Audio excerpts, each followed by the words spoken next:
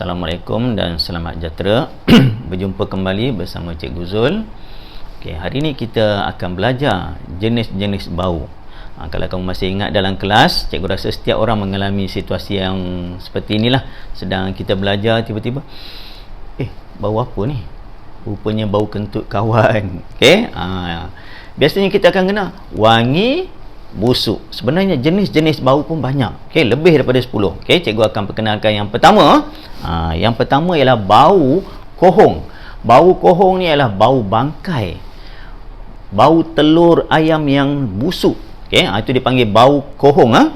Yang kedua, bau hapak. Ni biasalah. Yang bau hapak ni, sebab tu kalau ikut, kita kena pakai stokin dengan kasut. Kalau boleh, stokin ni kalau boleh hari-hari kamu tukar.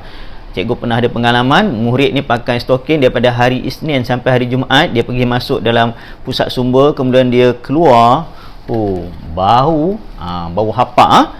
Bau hapak ni stokin, store benda-benda yang lama, kasut. Yang ketiga, bau tengit. Bau tengit ni adalah bau minyak masak.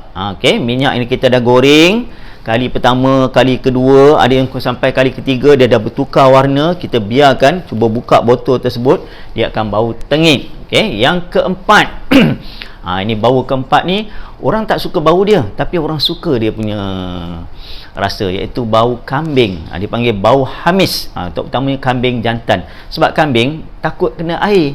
Bila kena je air, kambing ni akan menyuruk bawah pokok ke bawah rumah dan sebagainya. Yang kelima, ni yang biasalah. Ini orang sukalah. Bau bedak, bau minyak wangi.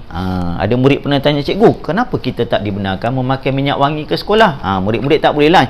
Guru-guru dia boleh, sebab minyak wangi ni dia bau macam-macam. Kalau contohnya ada murid ni pakai minyak wangi daripada Arab Saudi, minyak yang kedua daripada Sudan, yang ketiga ni pula daripada Afrika. Satu kelas ada 40 orang, 40 jenis. Habis cikgu rasa pensan semua orang. Tapi kalau bedak, dia wangi tetapi dia tidak mengeluarkan bau yang agak kuat. Kalau kita pakai di dalam jarak yang dekat, wanginya. Tapi kalau jauh, tidak.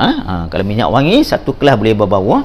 Itu wangi. Yang keenam, yang keenam ni ada bau haring, ataupun kita panggil bau hancing lah. Hancing biasa tu tandas. Kalau kencing, sebab tu kita kena jirus. Jangan biarkan begitu saja. Murid-murid dah pergi ke tandas tu, tarik flash tu. Kalau rosak, ambil air baldi ke apa, jirus sedikit, supaya dia tidak mengeluarkan bau haring. Nak pula kalau kita makan petai. Yang ketujuh, bau hangit. Bau hangit ni kalau dulu orang dulu masak gunakan kayu api dan sebagainya, nasi hangit ataupun hangit ni bau kain yang terbakar. Yang ke-8, bau hanyir. Hanyir ni contoh bau ikan. Bau darah, bau nanah. Ni kategori-kategori yang kita tak tahan. Terutama nanah, kamu tengok kalau orang yang kaki dia kena kencing manis, nak kena potong dan sebagainya, cikgu pernah tengok, memang tak tahu, bau dia busuk sangat. Kita tak panggil busuk, kita panggil dia bau dia hanyir. Dan yang ke-9, bau aroma. Ni kita sukalah, sedang belajar dalam kelas, tiba-tiba bau apa ni? Rupanya makcik kantin masak sedap hari tu, tak sabar nak rehat.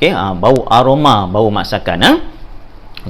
Itu saja yang cikgu nak kongsi pada hari ini berkaitan dengan jenis-jenis bau. Jangan sekadar kamu dapat tahu dua je bau. Bau wangi, bau busuk. Sebenarnya bahasa Melayu ni dia istimewa. Ada lagi. Cikgu tak nak bagi semua. Cikgu nak anak-anak murid cikgu cari seberapa banyak jenis-jenis bau. Nanti cikgu akan bagi satu latihan tempat kosong, murid isi saja di situ. Itu saja, kita jumpa lagi. Jadi cikgu fokus pada hari ini jenis-jenis bau. Bye.